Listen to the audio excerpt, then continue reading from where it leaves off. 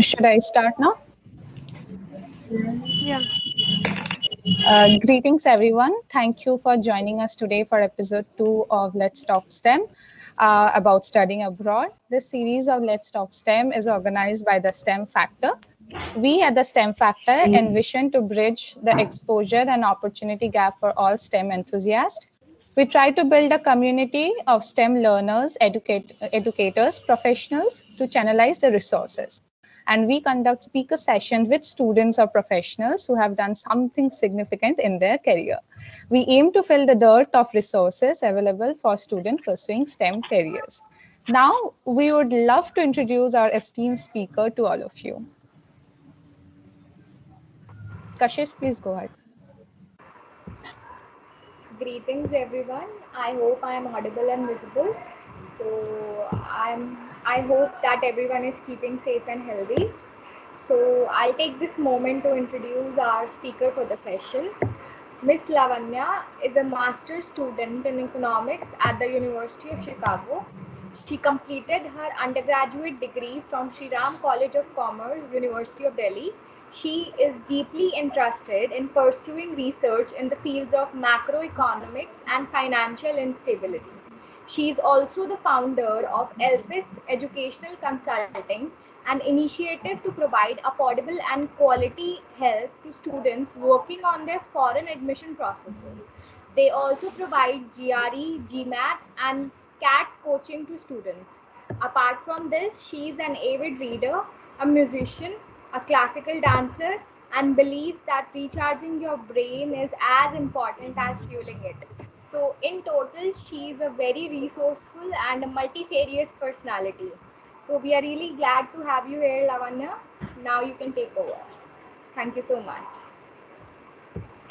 Glad to be here. Okay, so today essentially I wanted to take it forward as people wanted to take it forward because I don't want to say something which is not really relevant or useful to you guys. So, as I understand, there were two major concerns which a lot of people were facing, especially with the foreign admission process. Given that the US or Canada, so majorly the North American countries, will require you to have a 16-year education before you apply for a master's or a PhD program. But in India, our undergrads are 3-year long, especially if you're not doing a BTech degree, then yes, so you all have 3-year undergrads. So did I. So, how do you get around that problem? Before that, I'd like to discuss a little bit about what the process actually looks like and where does this problem actually kick in. So essentially, for a master's application at least, you require three major things. The first is your transcripts, second is your standardized test reports, and the third is your actual application. So for transcripts, you will need your transcripts right from 10th grade. So 10th board, 12th board, and your undergraduate degree. Yes, you can still apply while you're in your final year of undergrad. So till whatever semester you have your results, you can just upload that and you can give them an estimation of what you think the future result is going to be. I'd suggest be a little conservative with it. If you have like a 9 insofar, give like an 8.5 for your final year. Even if you score more, it's okay. But if you score less than the estimate, they hold the right to cancel your admission. So don't give them higher estimates when you're giving the estimations. That is number one. Number two, you require 2 standardized tests. So the first is GRE or GMAT, based on which course you want to apply to. It could be if it's like a management course, then usually people give GMAT. Otherwise, for all other courses, GRE essentially is what you give. Then moving on to the third part, which is probably the more important part, or something which makes everybody's application unique, is writing your essays. So a lot of colleges will require you to write 2 essays, but one you have to write for sure, which is called your statement of intent or statement of purpose. So you essentially talk about why you want to go to that college, why you want to do a master's degree or a PhD degree, and why you want to do it in that particular field. That is one part. And the second part usually involves you getting letters of recommendation from either faculty members, your managers at firms, or some organizational person who you've worked with who you think can write you a good recommendation. So that's essentially what you submit. And then, of course, you usually end up writing 1 or 2 more essays, which are required based on the college you're applying to. A few colleges will ask you to write a diversity statement, which means how will you add to the diversity of the student body. And then a few colleges will ask very weird questions. So, U Chicago has been famous for asking really weird questions. So, 3 years ago, the question in the application was, "Where's Waldo?" So, if you all know, there's this game called Where's Waldo. There's this book in which you kind of try to find this one person who's wearing like a red and white striped shirt, and you try to find that person in the book. So every 2 pages, may you try to find him. I'm sorry. So that was the essay, Where's Waldo? So you can get as creative as you want with those essays. So again, these were not asked for all programs. So undergraduate and graduate program in chemistry asked these questions. So it depends year to year. For me, the question was why U Chicago, which is far less quirky than I'd say why Where's Waldo. So yeah, so there'll be weird essays which colleges might make you write, or something super important or relevant. So Oxford actually asked me to write a writing sample on the development issues in India. So it can be something very relevant as that. Usually US institutes are pretty chill with their application, but you need to work a lot on your SOP. UK universities are the other way around. They look at more of your score and your GPA than they look at your application. So that's about how the application process works. So here the problem comes when you submit your transcripts, right? You have a 3-year degree and everybody else applying will have a 4-year degree. So there are 2 ways you can use to get around this. Number one is that you just email the admissions office saying that, see, dude, in my country, we don't have a 4-year undergrad. What do I do, right? Usually they're kind enough. So for me at U Chicago, they said you don't need anything. You can just submit your degree. But there are a few colleges which will say that you will require a evaluation of your degree. So you have something called World Education Services. It's commonly called WES. So you can get it done from WES. I think they charge $150. $150 is about 11,000 rupees, I think, close to 11,000. So I don't know today's exchange rate. Around 10 to 12,000 is what you can estimate. So you'll have to pay that money, and then they will send the transcript to the university you're applying to. So what this essentially does is that it will convert your 3-year degree into a 4-year degree, meaning that obviously they can't make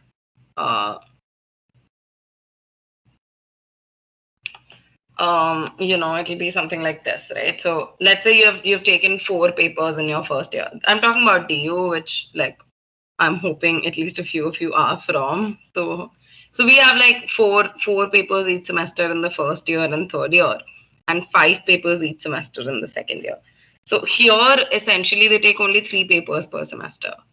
So what they will essentially do for you is that they will remove those extra papers and add it like a 4th year in the transcript, and we get our degrees out of 10-point GPA scale. They have a 4-point GPA scale, so they make that conversion as well, and then they submit the transcript to the university directly. If you want an extra copy, I think it's about $10, which is around 750 rupees. So you can get a copy for yourself as well from WES. So if you do that, like 80% of all universities will accept. But I will say that there are a few exceptions which will in no way accept. So I know for a fact that University of Illinois at Chicago does not accept. University of Illinois at Urbana-Champaign does not accept.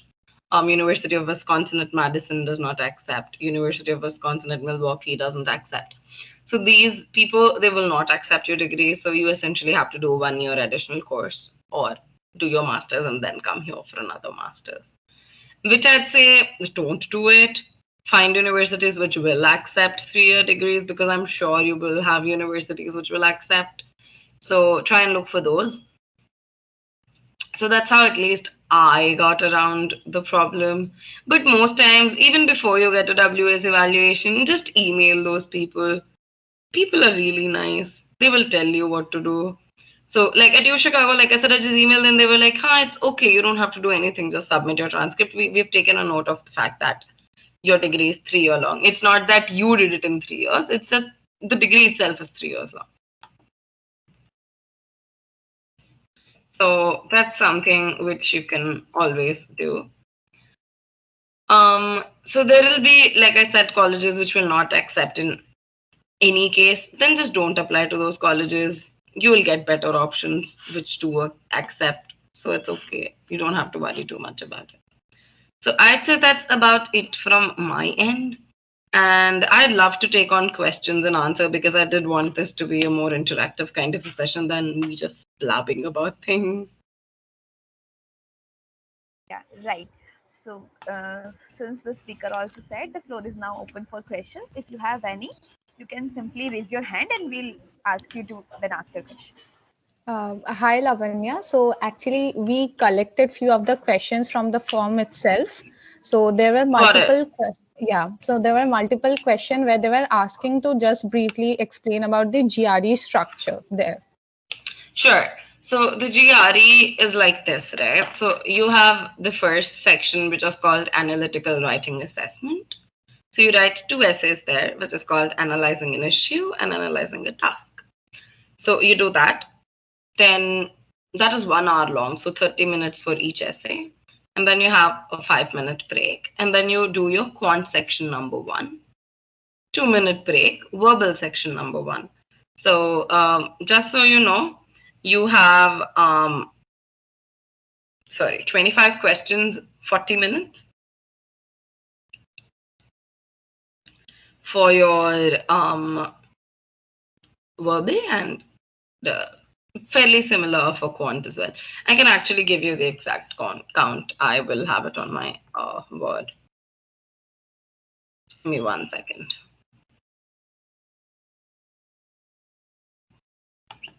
Yeah, okay. So you have 20 questions and 35 minutes in the computer delivered exam in the quant, and 20 questions and 30 minutes in the verbal section.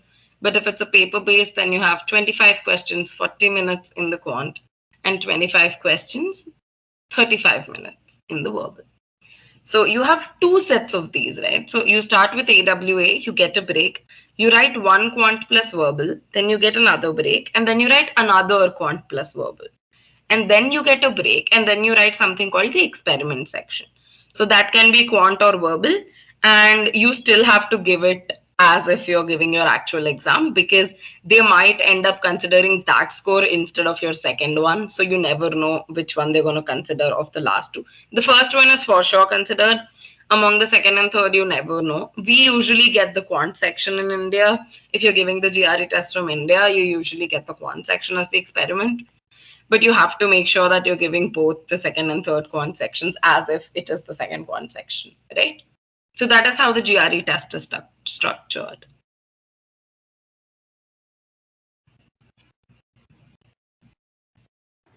Okay, nice. So Hi. does anyone have? I had a question actually.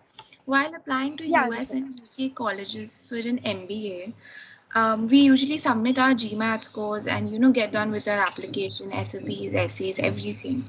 But do we need to get selected for an interview round, or are we automatically called for it? And how does the interview go about? No. So as much as I know, I don't know a lot about MBA because I did not apply, but a lot of my friends did apply. So I do have some idea.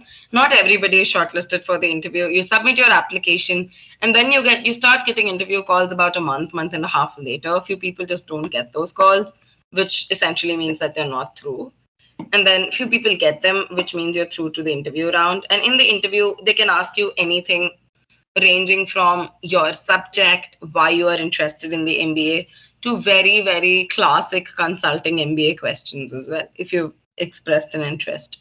And if you say you're interested in MBA finance, they will expect you to know the basics of stock marketing, basics of trading, or basics of dematerialized account, stuff like that. So basics of whatever you're going to study, plus just generic managerial stuff, which like HR rounds of placement processes happen, really weird group discussions and stuff like that. So that stuff is also asked. Yeah. So do we have interviews for GRE also, like if we're going for MSc? No. So GRE is a test in itself. You will not have interviews for GRE, but MSc programs depends on the program and the college. So for me, I applied to like 6 places. 2 took interviews, the rest did not. So depends on which university it is and which course it is.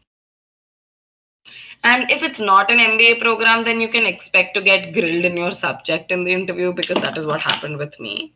So they usually asked me like very like deep econ core questions, which were not difficult, but which were like, if I've not done my undergrad econ well, I'll not be able to answer. But if I've done it well, I'll be able to answer. Stuff like that. Yeah, I see that Rishita and Yash have their hands up. So Rishita, you can go ahead. Yeah, so hi, I wanted to ask you, what do you think compared to the UK and US, which country in which area provides better educational and future placement wise prospects? It's not dependent on the country, it's dependent on you and the college. It doesn't matter where you are, right? More so depends on which college it is. So let's say in economics, if I'm getting into London School of Economics, and if I'm getting into let's say tier 2 college like Vanderbilt in the US, and if I say ki US mein jobs achhi hai, main US jaungi, that's my stupidity, right?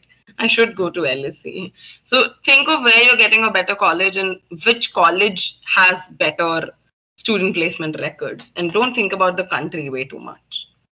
But if you are coming to the US, make sure you're coming with a STEM program, because you don't want to be jobless after 1 year and go back to India. So that is something you need to look at. And is GRE mandatory in the UK, or is it? Yes, it is mandatory even in the UK. Okay. So even for science students, right? Yeah, absolutely. Okay. Okay, great. Yes, you may go next. Okay, sure. So, ma'am, my question is like, there are some students in India who could not make the cut to the econ honors program, and they get into this BCom honors program, and they have like passion for economics. So, like, do you recommend students who have done BCom honors to go for masters in economics? Like, actually, that was the No, I will strongly say no, unless you are like super interested in econ and you're ready to spend like 1 year of your life just studying economics before applications, because you need a ton of math which BCom kids don't do. You need a ton of micro and macro which BCom kids won't do. So you'll have to take a diploma course online for that, finish that off, get good grades, and then apply. Otherwise, I will strongly suggest against it. Thank you, ma'am. And ma'am, I have one more question. Could you brief us about the scholarships like that are available in US for masters in US universities? Like, actually, that is one of the So okay. So again, it's very dependent on the course you want to do, very dependent on the university. So a lot of universities have their own scholarship programs. A lot of universities don't. So if they don't, in India, I'd suggest you look up the following. I can't talk in a long detail about these, but I can give you the names. You can look those up. The first one is Narottam Seksaria Foundation. It's called PG Scholarship. This has no bounds on which course you're doing. So they give scholarships to students going to US, UK, Canada, and the European Union. Okay, you can look at that. Number 2, you can look at Inlax Foundation. If you're going for an engineering course, you're not allowed to apply. Otherwise, I think you're pretty much okay with INLAC's foundation. Then you can look at JN Tata scholarship and KC Mahindra scholarship. These are the ones I know. I do think that there's one more called RD Setna. If you have somebody who is a guarantor in Mumbai, you can apply to it.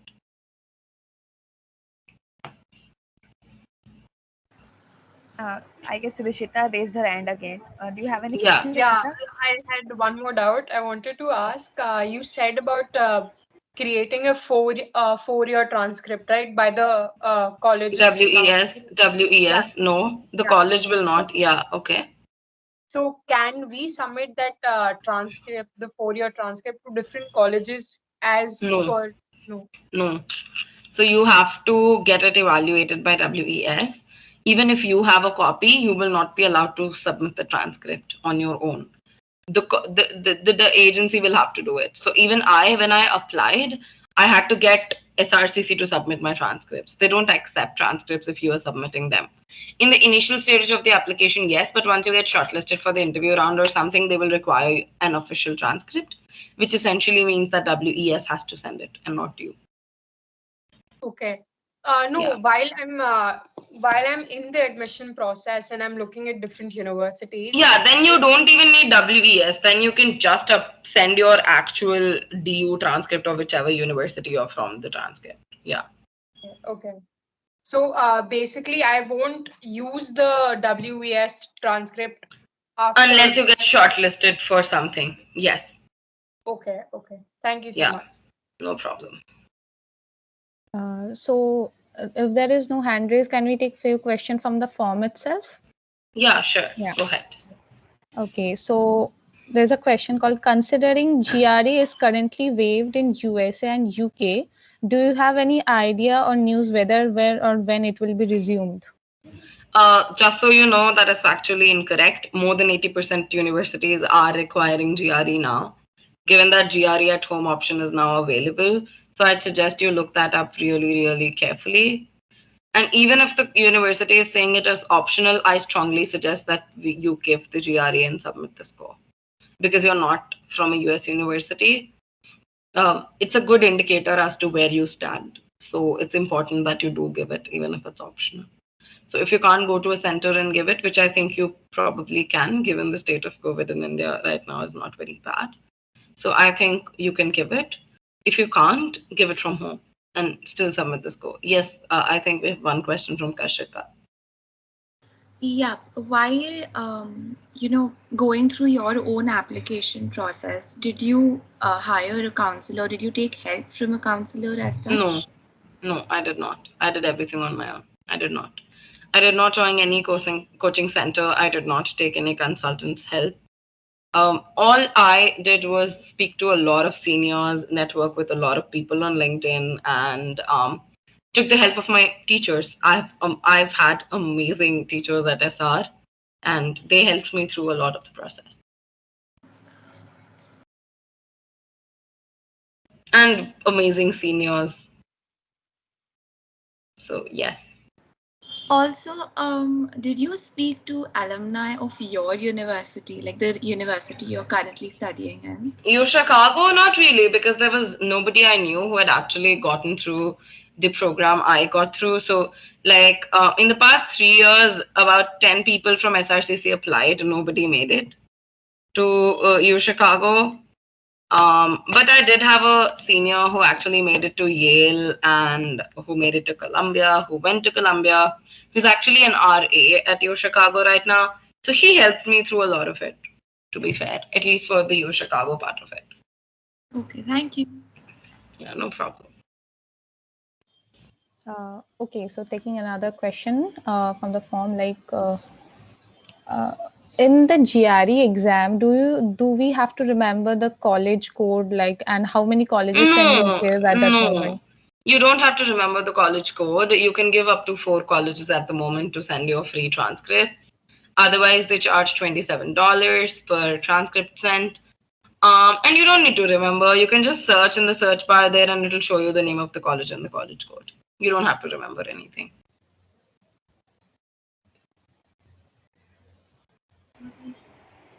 Does anyone want to ask any questions?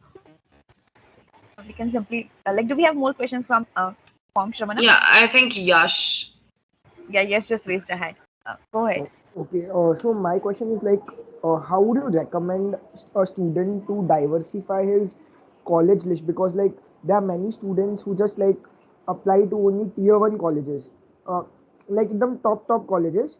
So how would you suggest a student to diversify? Like, what would be your strategy to make a college list? Like that I wanted to know. See, for me, it was very simple. I did not even look at the rankings at till a much later stage. All I looked at was the course curriculum and the faculty interests, right? So if the faculty interests match your interests, see, if you're looking for a job, then what you said is probably smart. Only apply to tier one colleges. Otherwise, don't spend so much money and go abroad, right? But if you're genuinely interested in the subject, want to do research, look at faculty research interests. That matters more than where the college is or how well it is rated or anything else. So I'd say curriculum and faculty interests is what you should look at. And then once you narrow down the list, you can divide it into what are your top colleges, what are your reach type colleges, and what are your safety schools.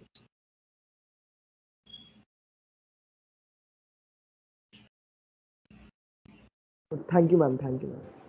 Yeah, no problem.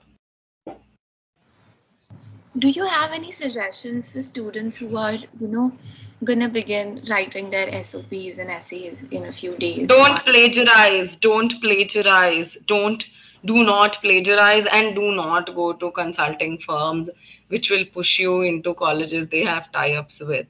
Because I did take one session with a consultant and she told me that I could never make it into the top 10 colleges. Joke's on her, I applied into 4, I got into 4. Right? So just don't do that. Don't plagiarize essays from anywhere.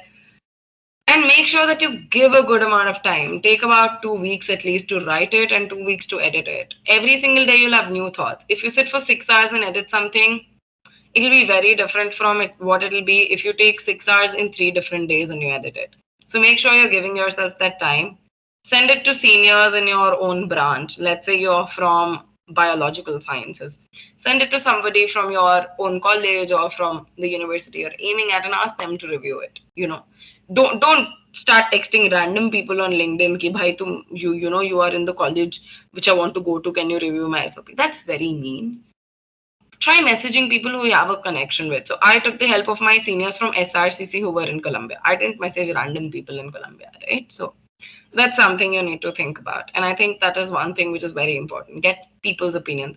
Take opinions from the teachers who are giving you LOR. Take opinion from a couple of seniors. And if your mom or dad are actually educated, try asking them also, because if they're not in your field, that will give you a good third person perspective. Right. Deepshika wants to ask a question. Yeah, thank you. Hi, Lavanya. So I just wanted to ask you, like, how different has been the reality with respect to the expectations you had? I mean, we all go, like, when a person goes abroad, then there are a particular set of expectations. So in terms of lifestyle. So for me, that wasn't really a problem. I've spent a long time of my life in Canada, so I pretty much knew it was going to be this, a similar kind of a place. And it kind of is. It's actually more beautiful than where I went in Canada. So I was in Toronto, and Chicago is a much more beautiful city, much more culturally rich. I live very close to the lake, so I stay in a really good place. So I live in my own apartment. I don't share it with anybody. So that's something which actually helped me a lot to adjust, because I don't have to adjust to new people. All I have to do is like find where I can get Indian groceries, and I'm pretty much sorted. And I stay very close to the lake, so like I can go for a run every day. I can go, so every day in the morning I go for a walk or a run at the lake, and it's really nice. So it's actually lived more than up to my expectations. And what about the course structure? How different has it been with respect to what you with respect to the course you had in SRCC? It's very different, and that is actually one of the primary reasons I did apply to Chicago, right? Because it is different. It is far more rigorous, I will say that. The math camp has 4 hours of classes. It drains you so much. By the time the classes are over and I come back home, all I want to do is like climb on my bed and sleep. And it's just 4 hours of classes every day. So yeah, it is very different. People are far more accepting of different opinions. It's very less one person teaching kind of a thing. We usually discuss everything. We've discussed theorems in class and it's so insane. कि proof में यही formula क्यों लगाना है, ये क्यों नहीं लगा सकते. So that kind of rigorous inquiry is very different in India. We don't really focus on research, dude. It's really sad, the state of undergraduate education in India right now. But you know what? At least DU will give you the avenues to go through a research project if you want. You have to want to do it though. So that is one difference. Here you don't have an option. You are compelled to do it. Otherwise you're looked down upon. So one thing is that everybody is super smart and everybody wants to achieve great things in life. So there's a hell ton of competition, but nobody will intrude your space because everybody has their own very specialized research interests. They'll try to help you out. You know, at least in SR, I felt that there was a lot of toxic competition. If anybody else from SR is here, they'll give me a hoot with this. All people care about is trying to get like a good CV, get a good placement, and get out of college. That is not the case here. Or like most of us do really want to be with the subject for the rest of our lives, do really want to like study deeper into it. So it's more about helping each other out, helping each other get better at what we're trying to do and learning from each other. So that learning from each other aspect is pretty low in the class setting in SRCC or DU at least.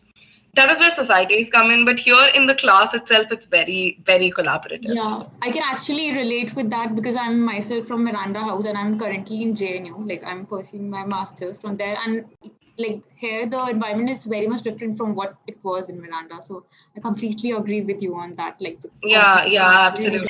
Yeah, I had a question. Sure. What is the best time to start your application process? I'd say yesterday.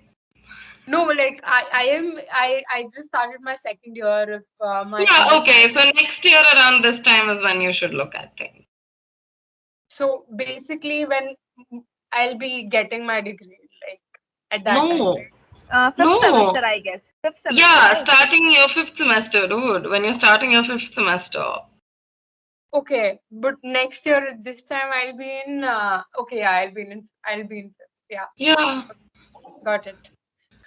Just a little confused. I haven't been to college yet. Yeah, I can feel that. That's so sad, guys. We feel you. Aww. Okay, Dipshika wants to say something, right? Sure. Oh, I'm so sorry. I just forgot to. Okay. Yeah, it's okay. You're good. Don't worry about it. Okay, so this is a question from me. Like Lavanya, we attended one of your sessions earlier. We all four of you were there for a GRE session earlier, and you did once. So no, I'm thinking कि कब था ये? Okay. Okay, so there you said like you are not paying anything, like almost you got 100% scholarship. So what were all those scholarship, and does that also include so for me it was combination of two of them. So the first thing was that I got the university research scholarship, which is about $40,000, and then I got the Narottam Siksaria scholarship, which is about $40,000 again. So I'm not even paying my own rent. Like everything is covered. I can lavishly spend, to be fair. Like I can afford to live in a studio, which is not very common among students, by the way. At least international students, it's not very common. People usually take up like 2-bed, 1 bath and share it with another person, or like 3-bed, 1 bath, share it with 2 other people. But since I could afford to and I don't really like sharing my living space, I'm like, I'm gonna live alone, right? So to get that privilege, I did work really hard to get the scholarship. So yes. So these were the 2 scholarships which I got. I did actually get shortlisted at Tata as well, but I rejected that because Narottam was giving me more money. So why not, right? Yeah, Josmi, I hope I'm pronouncing your name right. Yes, you pronounced it right. Okay. Yeah, I just wanted to know, like, if you're applying for September intake and January intake, is there any difference in terms of scholarship and the admission rate? So the admission rates are higher in January because lesser people apply, and lesser programs actually open admissions in January for the spring quarter, right? And yes, you will not get scholarships usually for the spring quarter unless you're getting it from the university. These scholarships, at least from Indian organizations, exist only for the fall quarter. So I would suggest try applying in the fall quarter intake only. All right. Thank you so much. No problem. Okay. You're good. So I have got a question on WhatsApp. It's from Kanikam. She's asking that what GPA do we need for applying to the colleges, like the minimum requirement? Yeah, so that depends from college to college. So usually colleges have a minimum requirement of 3 on 4, which is just so you know, about 7.45. So 7.5 is kind of what you require. Yeah, like so according to the Indian system, the 10 GPA grade, we should be around 7.5, 8 or about 7.5, about 7.5. about 7.5. So I applied with about an 8.4 GPA. Okay. When I applied. So we are just 4 semester results then, mind you. So okay, so since you applied with the 8.4, what estimate did you give for the final semester? I gave like a 8 estimate, dude, for my final year. Although I knew I was gonna get higher, I got like a 9.5 in my final year, Okay. which I knew was gonna happen because open book exams the. But I didn't wanna, overestimate and get my admission cancelled. So I gave like a 8.0 estimate. Okay, good. Got. I got a question. So they say, at what time should we apply for scholarships? There is a particular time. So again, so if it's university-based scholarship, it's along with the university application. But if it's not, if it's something like INLAX or Narottam, they open their applications in mid-February and they close it in late March. So that's when you apply for scholarships. Usually you have at least one offer in hand by that time, by the way. So Yeah, even I got one question on WhatsApp. So many questions on WhatsApp. She's going for a master's in data analytics. Can you suggest some good universities for her? This is from Shinjin. Data analytics. Look at universities which have strong computer science. So I'd say Stanford, Carnegie Mellon, U Chicago, Illinois at Urbana-Champaign, New York, USC Marshall. I don't know. I don't know if it's USC. I think it's I don't know. I think it's called Viterbi School of Engineering at USC, UCLA, UC Berkeley, Cornell. These are the best ones. But also do look at a little like colleges ranked between 1500 to have a few safe ones. You can look at University of Illinois at Chicago, Wisconsin at Madison, WashU at St. Louis, Louisiana State, Penn State, Michigan Tech, these kind of universities for your safeties, I'd say. Although it's like not your subject, but we would love some suggestion for biotechnology also. Biotech, you know what? My father is actually a biotechnologist, so I do know a lot about biotechnology. So UC Davis, Cornell, UC Santa Cruz, University of Illinois at Chicago, University of Florida, University of Miami, University of British Columbia, and Waterloo. So these are the ones I know that my father talks a lot about. So.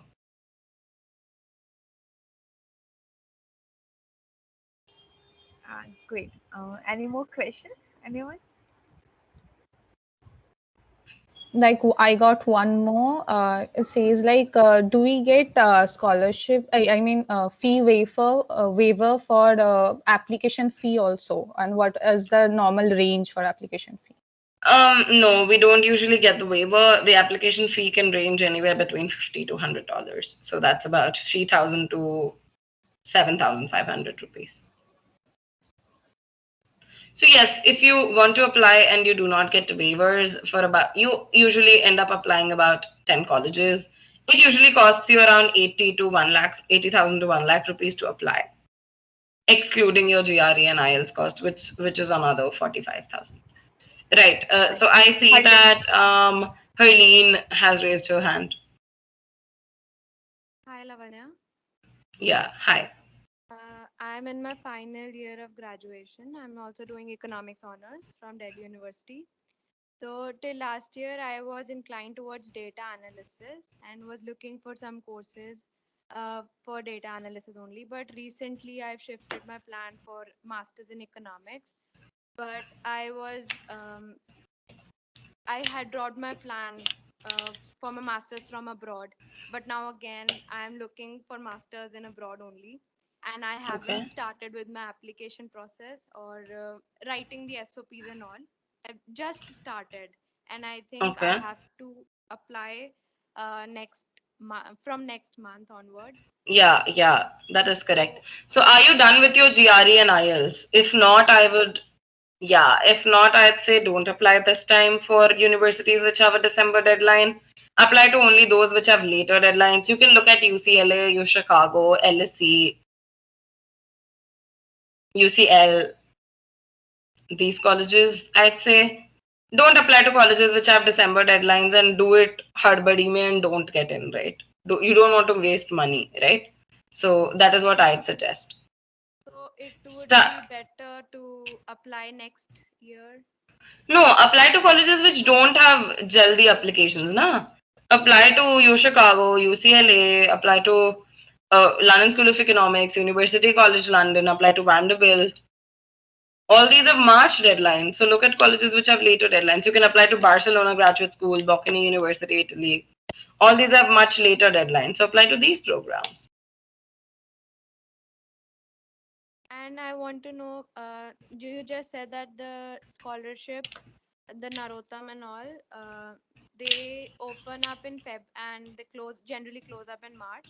So if I apply in fall this year, I'll be, uh, I'll be, I'll get that scholarship in February 22.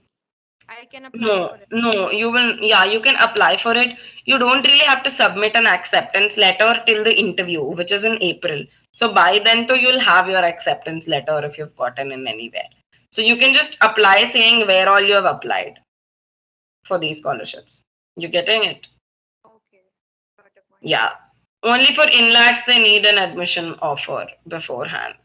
Everyone else accepts just a tentative list of universities. Yeah, I think Yash is another question. Yes, ma'am. Ma'am, as you said that you got into four of the top econ MS in econ programs in US. So, ma'am, like, what made you choose U Chicago over those three colleges? And like, could you It name was those? fairly simple. I've always wanted to be at Chicago. It's as simple as that. This department has produced 32 Nobel laureates. That's higher than the other best two combined, Harvard and MIT.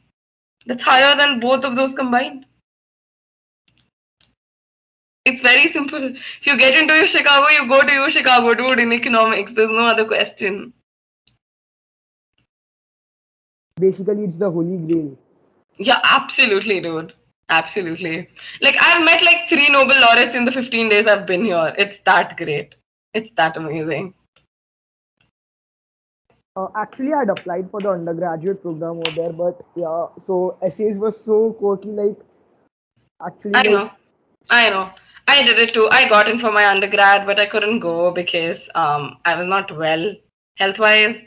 So I got into Yale and U Chicago. I would have gone to Yale though, I'm not gonna lie, because I had a fully funded offer from them, and U Chicago did not give me living assistance.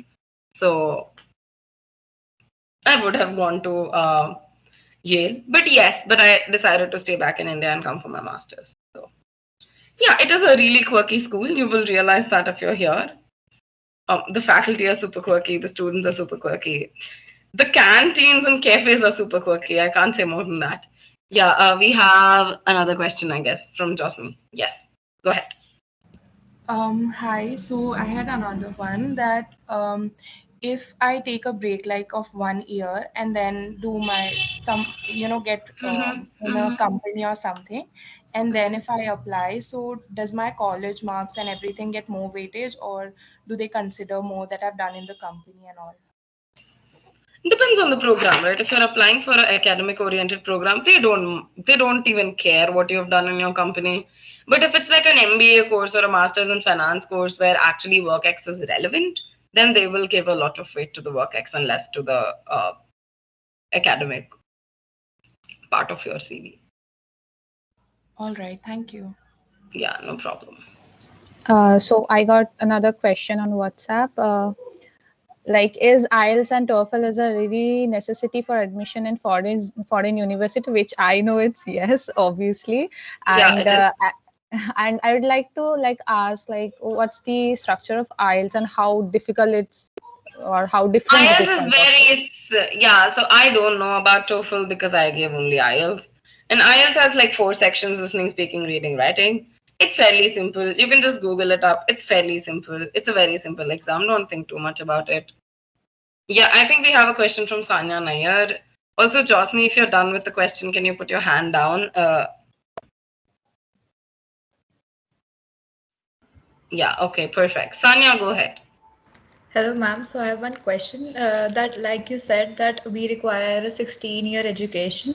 So is it possible, like, if we do kind of a 1-year diploma or a degree kind of thing along Yeah, with it's possible. college? Yeah, it is. No. So you need 15 years plus 1 year. So that has to be after you graduate only. Okay, so like if I do a diploma along with my college, it doesn't count. Okay. Yeah, it doesn't count. Yeah. Okay. Thank you. No problem. So I just got a question. It says that there are a lot of scholarship which require lab hours. So how to go about with that? I have no idea. I'm sorry. I have no idea that some scholarships like that exist. And I don't even know what lab hours are because I'm an econ person and we don't have labs. Sorry, really sorry. I don't know. I think you can Google it up and understand, most probably.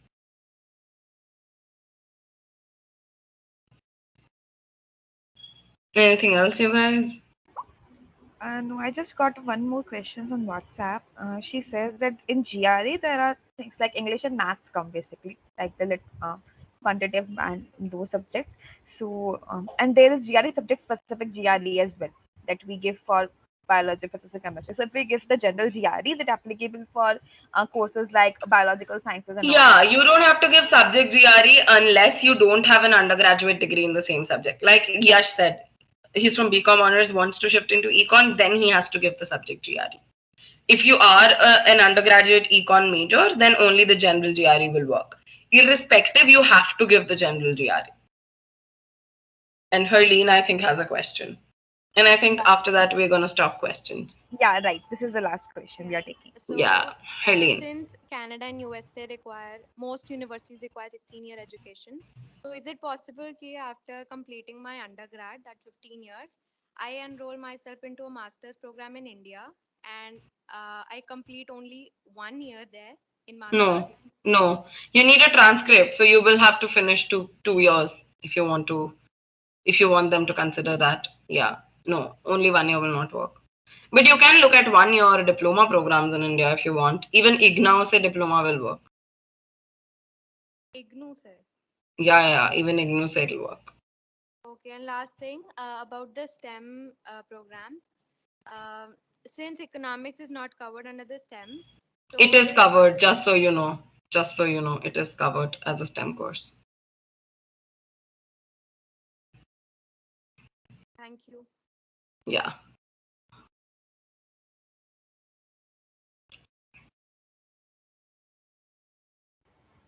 Great. So, Ivansh has also a raised hand. Can we take this up for Shipyan? Okay, last question now. Devansh. Yeah, last. Please don't, please nobody later, huh? Okay. Hi, my name is Sunidhi. Actually, I joined from a different ID because I was unable to join from mine.